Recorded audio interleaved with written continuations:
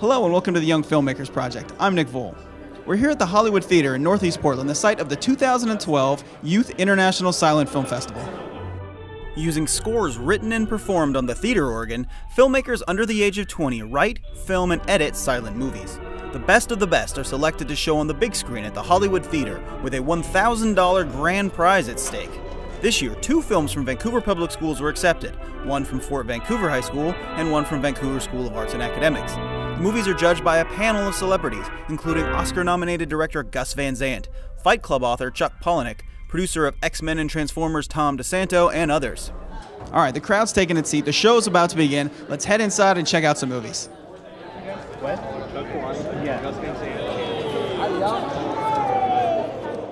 Our first film comes from a group of VSAA students. It's called Still Love.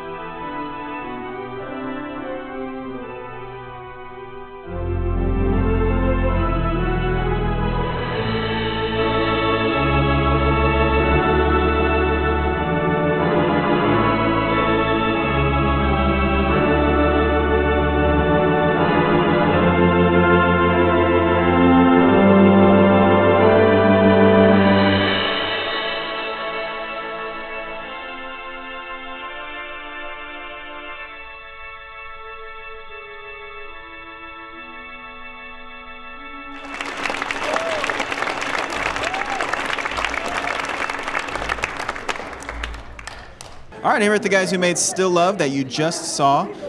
Guys, congratulations. It was fun to see the crowd laugh, I'm sure, at your film. It was nice to see the audience reaction. It seemed like we got overall nice reaction, so that was nice.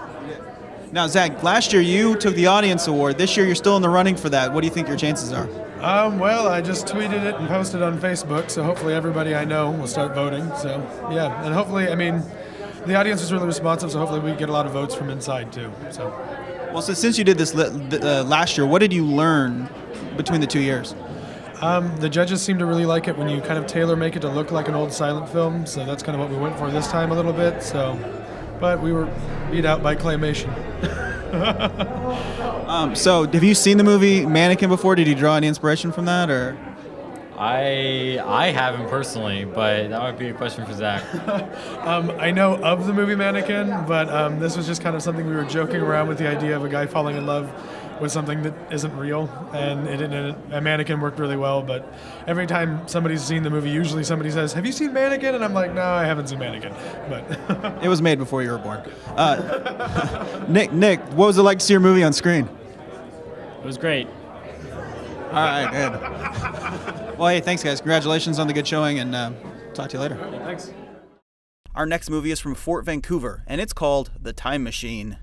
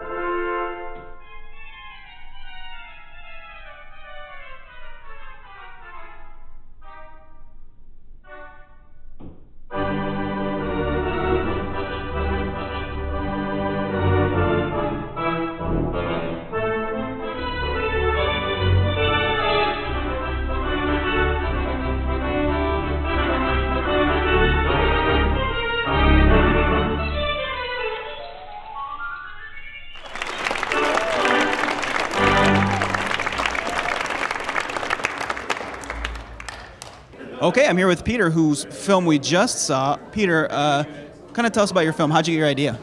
Well, actually, I was just introduced. I got introduced to it from my teacher, and he just told me to get a beginning, get a middle, and get a end. So I remember watching a movie that I liked called The Time Machine. So I kind of just went with that, and I got everything I could. Now, I know you're relatively new to making movies, is that correct? Yes. It's my first semester in the class. So how does it feel then to know that you're new at it, but you got into this festival and a lot of kids didn't? I don't know. It's just I'm surprised myself that I made it, and we'll just see if I win. What are the challenges of making a silent film? The challenges, it takes a long time. It looks really easy, but basically you have to redo the scene every single time, like more than 3 times, because you just have to like pick the best one. Now, I know a lot of Mr. Burhouse projects happen in class, but you took time out of class to do this, isn't that right? Yeah. Why take so much time then out of your own time to do something like this? Because I actually kind of enjoyed taking a video, making one of my own films, and to get into this contest, I knew that I had to put more effort into it.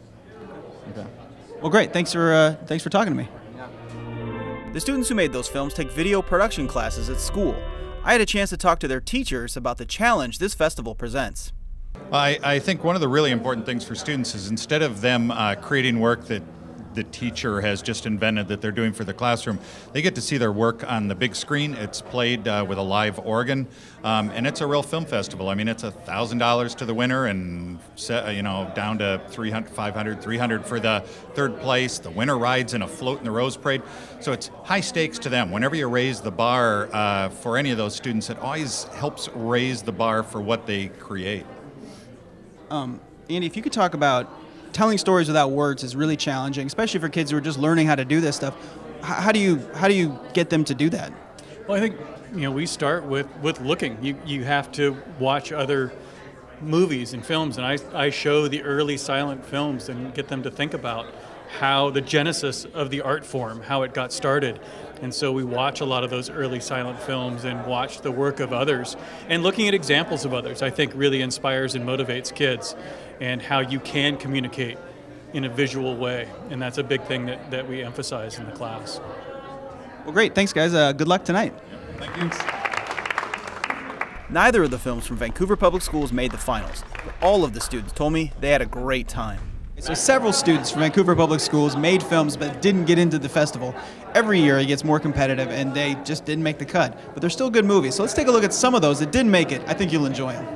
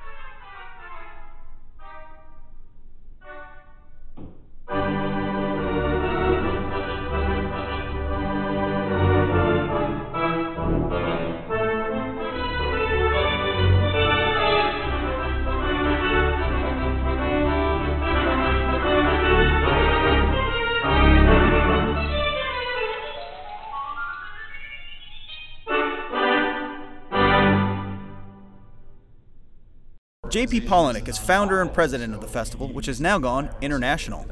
Last year's highlight films were shown at the National Museum of Belarus last week, and we have competitions in Australia, and I just heard from New Zealand last week. They want to start one in September. So it's expanding to fulfill the opportunities for kids to create. It's important for adults to honor what kids create and to applaud them. And I think it's easily recognized when we have competitions like this Voll.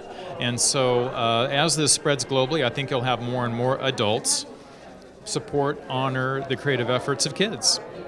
Well, let's talk about those efforts. I mean, the movies we saw in there were pretty spectacular. I mean, talk about that. I know. I'm really glad that we have celebrity jurors that choose the finalists, because I love them all. And we had comments from a lot of the jury members this year writing notes about how much improved the quality of the film was that's coming in. And I think that's a reflection of a lot of teachers out there are making this curriculum for their students. And as the teachers get more comfortable knowing the festival will be here year after year, the lessons plan is improving. There's examples for the teachers and the students to look at from previous years, and that ups the game. It get a better work on the product, and we see it on the screen. So tell me, what do you think the most important thing for these filmmakers is? The most important thing for the filmmakers is the opportunity to see their film on the big screen to a live audience. And so our job at the festival really now is to continue to get the word out to the public so that we can have an audience here that sees what these kids are doing, can applaud them and cheer them and fulfill their dream that they have for doing this. I mean, when we did the focus groups with several students about what motivated them to enter the festival, it had nothing to do with cash prizes. They wanted to have their film screened to a live audience. So that, I think, is the most important thing that the festival does, and it is the most recurring theme as to why kids enter the festival.